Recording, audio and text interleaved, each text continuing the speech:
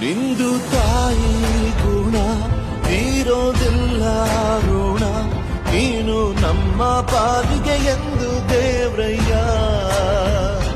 ತಾನು ನೋವಾಲುಂಗಿ ಜೀವ ನೀಡೋ ಮಗ, ನಿನ್ನ ಪಡ್ಕೊಂಡಿದ್ದೆ ಪುಣ್ಯ ಕಣಯ್ಯ.